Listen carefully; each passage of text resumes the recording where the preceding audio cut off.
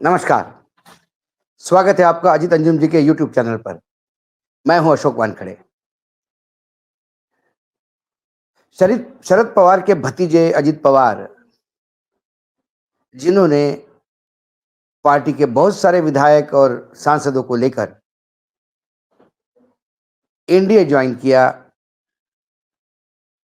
शरद पवार से पार्टी का नाम भी छीना, सिंबल भी छीना और लोकसभा चुनाव के निर्णय के बाद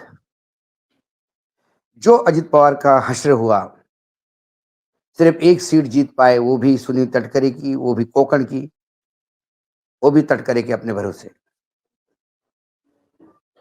उसके बाद ये बहुत मुश्किल हो गया अजित पवार को अपना कुनबा संभालने में, क्योंकि जो उनके नाम का वलय था, जो उनके नाम की आभा थी कि अजित पवार के दादा के नाम से हम चुनाव जीत जाएंगे, उससे बहुत नाउम्मीद हुए लोग।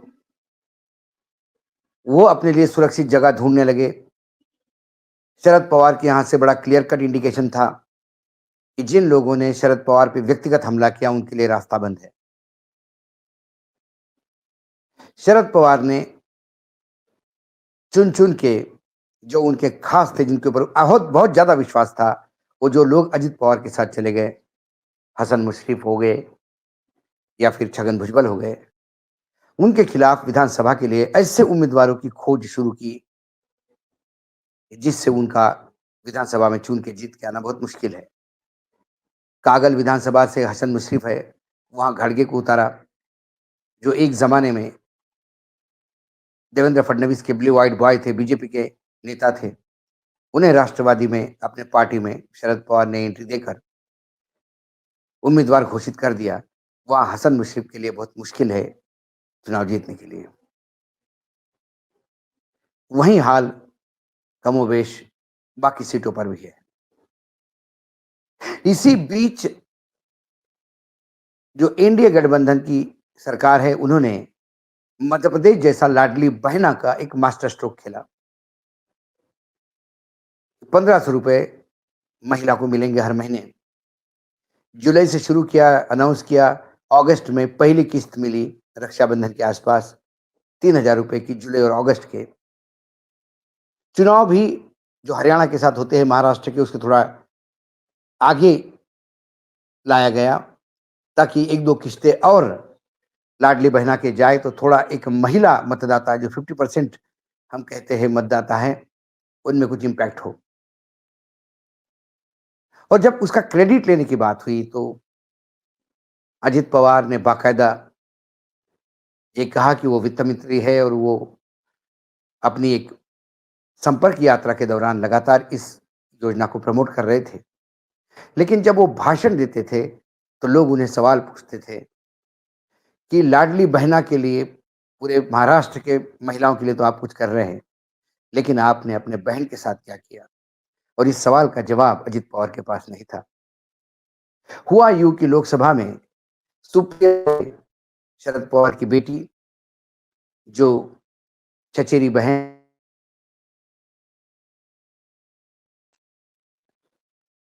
हुआ लोकसभा में कि शरद पवार की बेटी सुप्रिया सुळे, जो मारावती लोकसभा से सांसद थी, उसके खिलाफ अजित पवार ने अपने पत्नी सुनेत्रा पवार जी को उतारा। सुप्रिया सुळे अजित पवार जी की चचेरी बहन, बचपन से अपने भाई को राखी बांधती हैं। कई बार शरद पवार और अजित पवार के बीच में वैचारिक मतभेद हुए, लेकिन परिवार बना रहा। पहली बार सुनेत्रा पवार को जब सामने उतारा गया सुप्रिया सुळे के, तो पवार परिवार टूट गया। यहां तक कि अजित पवार के अपने सगे भाई, भाभी, मां इस बात से नाराज होकर उनसे अलग हो गए।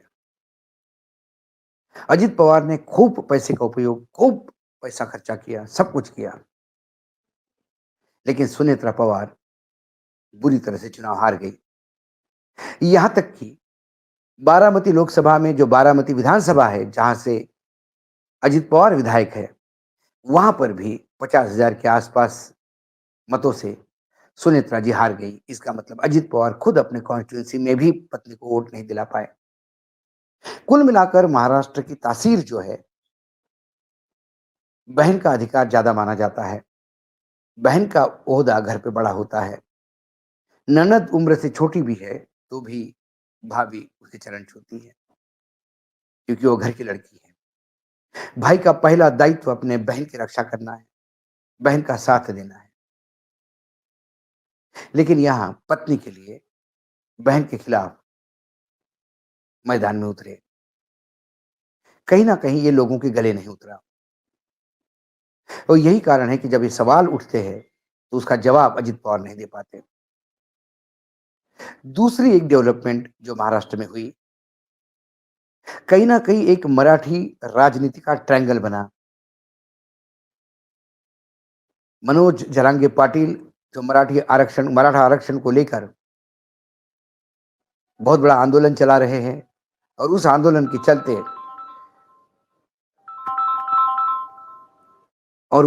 के चलते पूरा मराठवाड़ा बीजेपी के लिए साफ हुआ। कई जगह बीजेपी को भारी नुकसान उठाना पड़ा। मनोज जरांगे पाटिल लगातार टारगेट पे देवेंद्र फडणवीस को ले रहे हैं, लेकिन देवेंद्र फडणवीस तो उप मुख्यमंत्री है। मुख्यमंत्री एकनाथ शिंदे के बारे में वो शब्द भी नहीं बोलते, शरद पवार के बारे में एक शब्द भी नहीं बोलते। कहीं ना कहीं महाराष्ट्र के राजनीति में शरद पवार, एकनाथ शिंदे और मनोज जरांगे पाटिल, ये मराठा ट्रायंगल क्या भाजपा के लिए, अजित पवार के लिए बरमूडा ट्रायंगल साबित होगा?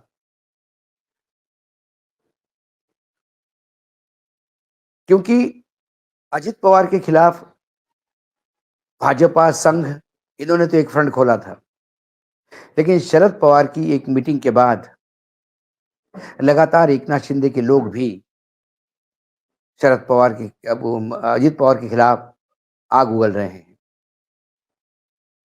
अजित पवार अपने आप को अकेले और असहाय महसूस कर रहे हैं। ऐसे में अजित पवार ने अपनी खुद की संपर्क यात्रा शुरू की, और वो कई ऐसी बातें बोल रहे हैं जो एनडीए गठबंधन के गले नहीं उतर रही। वो बार-बार कह रहे हैं कि मैं सेक्युलर हूँ, मैंने बीजेपी के साथ देने के पहले कहा था कि मैं भगवा नहीं बन सकता। उसी तर्ज पर आगे उन्होंने इस बात को रियलाइज़ किया कि बहन के खिलाफ पत्नी को उतार के अपने जीवन की बड़ी गलती की।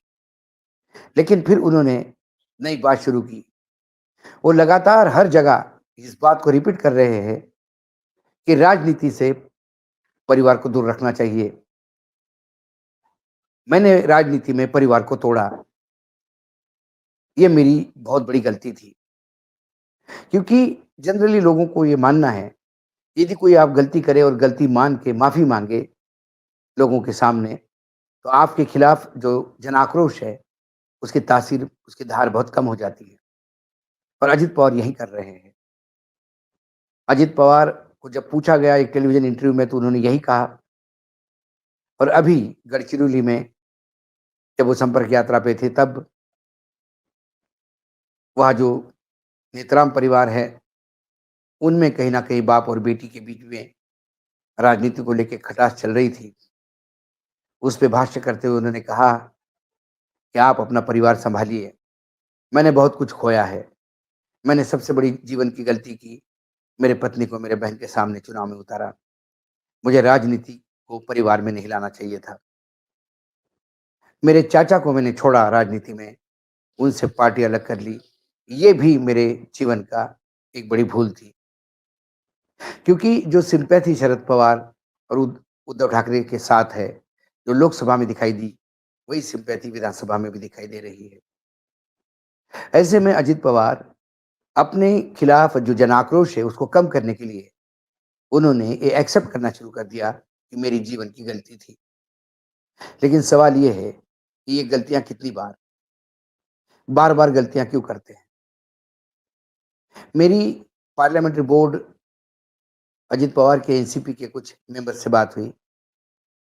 उन्होंने भी कहा कि पहली बार जब ये प्रपोज़ल आया सुनेत्रा पवार को चुनाव में उतारा जाए, तो अजित पवार इसके लिए मना कर रहे थे। वो नहीं चाहते थे कि अपनी पत्नी चुनाव लड़े। लेकिन सुनील तटकरे बार-बार सुनेत्रा जी का नाम आगे कर रहे थे। सुनील तटकरे की और अजित पवार की दोस्ती को ध्यान में रखते हुए बाकी पार्लियामेंट्री बोर्ड मेंबर को ये लग रहा था कि शायद अजित पवार खुद नहीं कहना चाहते, तो सुनील तटकरे के थ्रू बुलवा रहे हैं।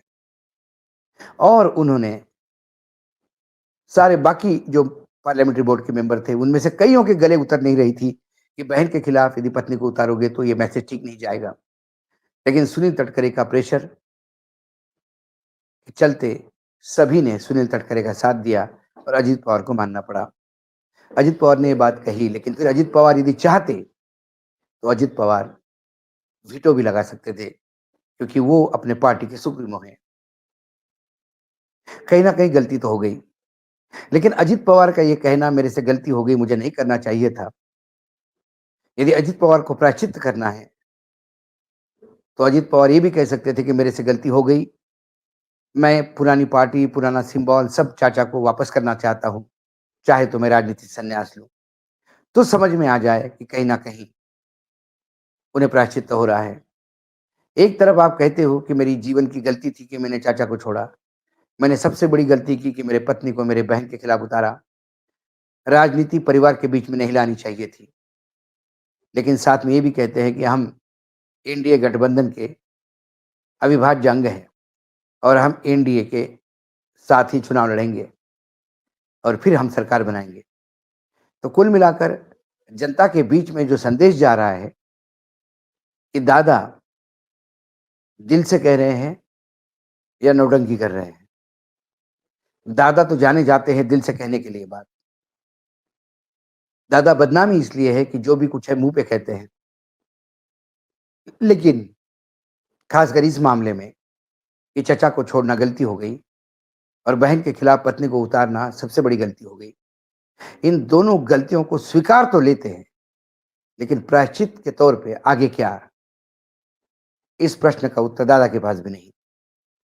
दादा के कार्यकर्ता, दादा की टीम भी इस बात को लेके कन्फ्यूज़्ड है। कई लोगों को लगता है कि दादा यदि ये चुनाव स्किप कर दे विधानसभा का, तो हो सकता है कहीं शरद जी के दिल में उनके लिए जगह हो। बाकी कैडर शरद जी को बोले कि दादा को वापस लें। लेकिन दादा इस चुनाव में फिर एनडीए गठबंधन के साथ उतरते हैं, तो फिर ये लड़ाई आर-पार की होगी। जो हश्र उनका लोकसभा में हुआ, यदि वो विधानसभा में हुआ, तो फिर दादा को जबरिया रिटायरमेंट लेनी पड़ेगी। दादा का ये वक्तव्य कई बातों को इंगित करता है। दादा जातिगत जनगणना के फ़ेवर में हैं, लेकिन दादा को ये भी समझना होगा कि एकनाथ शिंदे के लोग लगातार दादा को टारगेट क्यों कर रहे हैं। एकनाथ शिंदे के कोटे से बने मंत्री सावंत ने ये कह दिया कि जब मैं कैबिनेट में दादा के साथ बैठता हूँ, तो मुझे बाहर आने के बाद उल्टी करने का मन होता है, इतनी घिन आती है। गुलाबराव पाटिल गुलाबराव पाटिल दूसरे मंत्री हैं।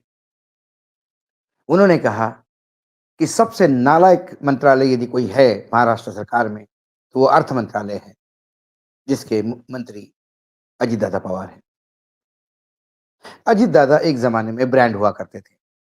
अजित दादा अपने पार्टी के कार्यकर्ता में बेहद लोकप्रिय थे, क्योंकि अजित दादा कार्यकर्ताओं के सीधा संवाद तो स्थापित करते ही थे, लेकिन जो हो सकता था उसको हाँ बोलते थे, जो ना हो सकता था उसको ना।